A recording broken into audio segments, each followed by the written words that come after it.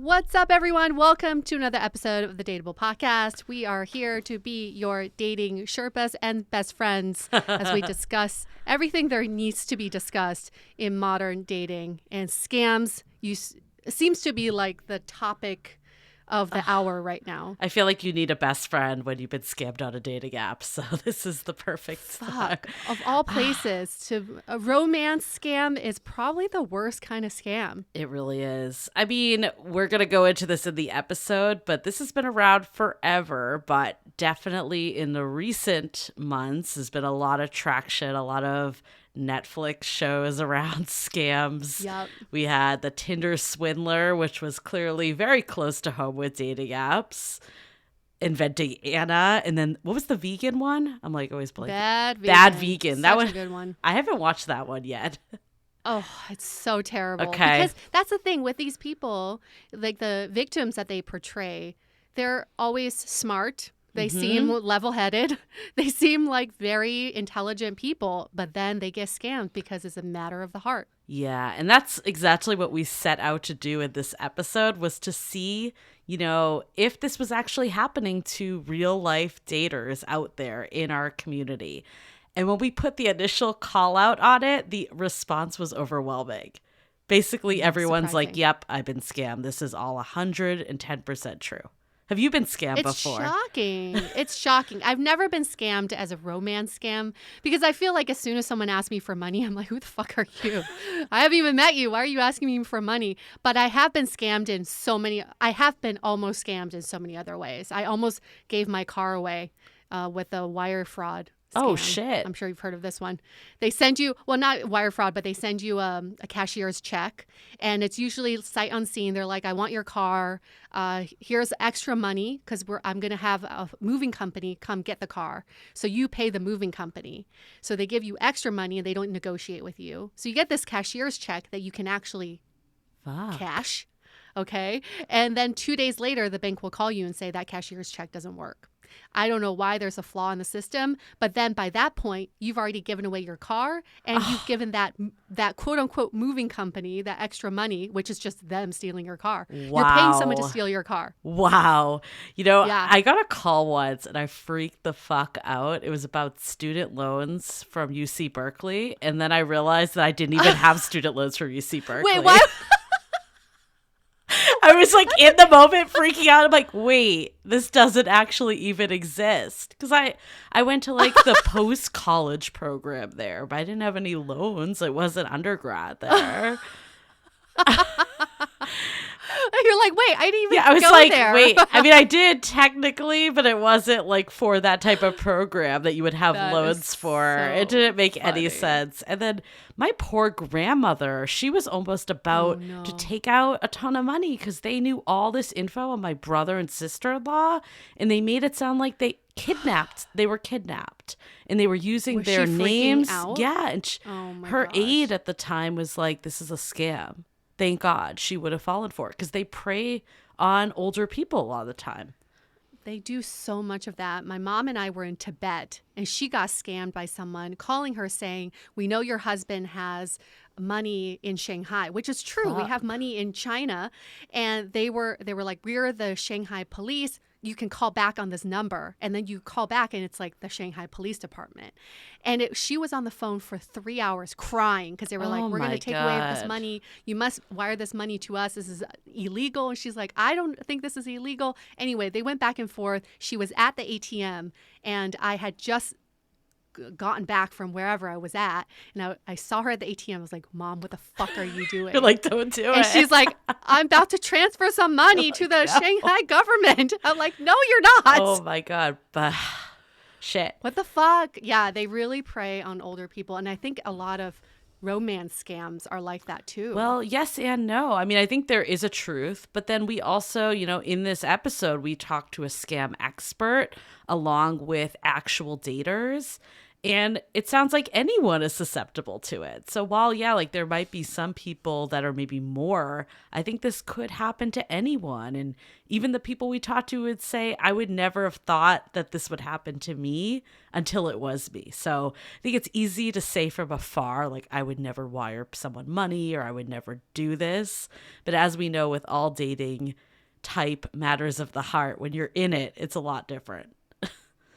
This is what is so ridiculous about these scams is that dating is already, we're already normalizing bad dating behavior. So when you experience what I guess it could be quote unquote good dating behavior, you want to believe that it's true. You want to believe that this person truly likes you and they really want to meet up with you. They're just in trouble for these random reasons. So it's unfortunate because it makes you become even more vigilant when dating because you're like, wait, is this a scam or do you really like me? Right. It's like one more thing you have to watch out for on apps. Yeah. It's really shitty. I remember when I was on apps, I remember talking to this guy and he was really attractive. Probably wasn't actually him. It's probably someone else's photo in retrospect. And I remember him wanting to take it to WhatsApp, which is a surefire sign of a scam. At the time, I did not know that, but we've learned a lot that people want to take it off the platform ASAP because they don't want any of the traces on the dating apps. And I remember WhatsApp, too, tends to lend itself well because a lot of times these people don't live in this country. So they're a lot, like, not to stereotype, but a lot of them are from like Nigeria. That's like a fact that there's a lot of scams that happen from there. And I remember the guy speaking in very broken English. And I didn't know it was a scam at the time. And I wanted to, like, you don't want to be like, oh, I'm going to discount this person because they're not speaking well.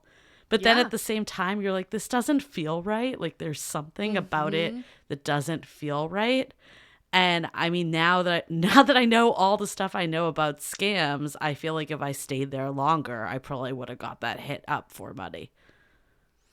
Oh, 1,000%. I mean, there's no doubt about that. But for some reason, even though your body is giving you all these red flags, like don't do it, your heart is still like, maybe there's a chance that this could be the love of my life. And I think we all are so willing to take that risk. That's why so many of us fall for these scams. Yes, we wanted to do a Facebook poll and an Instagram poll to see how many of our listeners have actually encountered a scam. And we did. So here are the Instagram results. The question is, have you ever experienced a scam on a dating app? 90% of people said no, but I've seen scammy profiles. 6% said no, but I was close when they asked for money. Okay. And 4% said, yes, I was scammed for my identity. And 0% said they were scammed for their money. So that's our Instagram results. But 90% of people said, yes, they've seen scammy profiles. And I truly believe that. I think for anybody who's ever been on a dating app, you're like, yeah, definitely seen some of these either scammy profiles or those bots that you're talking to where there's not a back and forth conversation, but they do respond to your messages. It's weird. It was interesting. On the Facebook poll, similar results that basically 99% of people had encountered a scam. 46% of people did see it in the profile but never engaged. And we actually got a bigger percentage of people that, yes, they realized it before they asked for money or they turned down the request. And, a small percentage that said they gave away the money. That's unfortunate. Well, that's why we're doing this episode is we've compiled quite a few stories of people who've been scammed, how they were scammed, and the lessons they learned after they were scammed. So this will be a good learning episode for all of us to recognize some of the signs, and especially for those of us who think I could never be scammed. You never know. You could be next. Yes. And thank you to all the people that contributed to this because you are paying it forward. It's unfortunate that this happened to you, or maybe some of you were able to catch it in motion. But the more we educate people on what to look out for, that's how we make dating apps a safer place. Because our intention with this is not to scare people from using dating apps and online dating services, but it is to arm people with the right materials so they can recognize if something's too good to be true. Yeah, and it's not always for money, believe it or not. It could be for your identity. It could be for access to the place you work at or access to someone you know or are related to. So don't think it's always about money. Yeah. What are Oh, some of your takeaways? Because I definitely have some floating in my mind. I just feel like, my biggest takeaway in terms of scams is that once you're experiencing the red flags that your body and your mind are telling you, you should listen to it. Just kind of Hmm. pause. But your best friend is Google. People who are doing all the scams have already scammed other people. So they're being reported online. Always do your due diligence and Google the people you're going out with. We used to think this was like a stalking tactic. I really think it's a It's safety a measure. safety measure for sure. I think the other piece too is when things feel too good to be true, oftentimes they Unfortunately. are. And it's unfortunate because we're all looking for that feeling. We're looking to get swept off our feet. It's like Tinder swindler. The women were so happy they Oh my finally gosh. met that guy of Yep. their dreams. And we want to believe people have good intentions. And I do believe that most people do. But when people start asking for money, they have this, it's always this like far-fetched story. And why are they going to you for money? Someone that they barely know. Yeah. So in all Yeah. of these stories, whether someone actually met in person or not, there was a similar theme that you didn't know this person for very long. Mm-hmm. You did not kind of discover if there's trust, if you should lend this person money. And I think that's a big piece of it, that we want the best to happen, but that's just not always reality. It was also very fascinating to me that there was a lot of different motivations targeted to Mm. hetero men versus women. It was definitely more of the love story to women and more Mm-hmm. of the sex ask, for men. Mm. Mm. Yeah. And although people don't label him as a scammer, I would say West Elm Caleb kind of falls into the same storyline where, yes, he didn't, scam people out of money, but he was love bombing them, even though he didn't know Hmm. them very well. He was making them all the same playlist on Yeah. Spotify that people thought like, oh my God, he's so in love with me. So I think it just goes into trust your gut, because if you have to ask, why is this person so nice to me even though they don't know me, Right. that is a red flag. Even though we all want that affection still needs to be earned. It's like not automatic from the beginning, especially if you haven't met this person in person yet. Yeah, I think the problem is that in our society, everything is on demand. All the technology, you can get Ubers at the touch of your fingertips. So we expect that with love too. In dating apps, it almost seems like that could happen.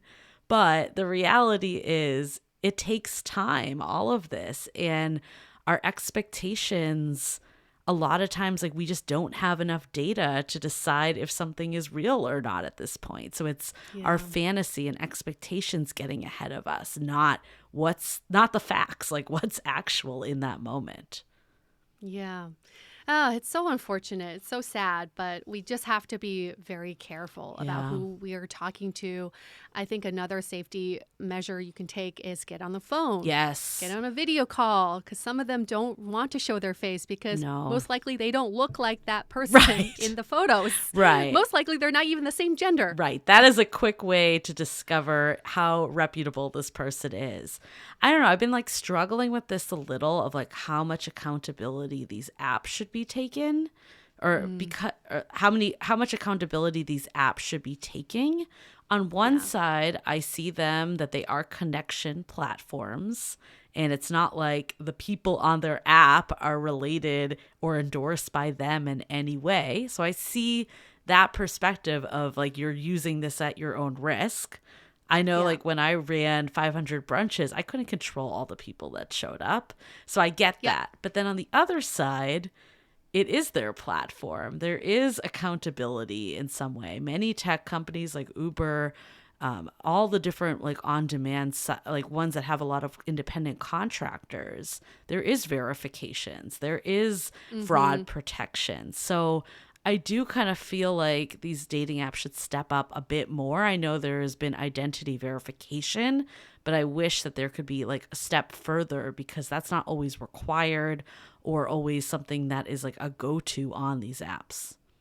What do you think could be a farther step? Maybe a friend endorsement? Make like 2 other people on the app need to endorse you to verify that you're, a normal person. I don't know. It's I don't hard. know. What is it, that extra step they can take? I mean, I think as soon as people start reporting, and that's why reporting is so important for the community too.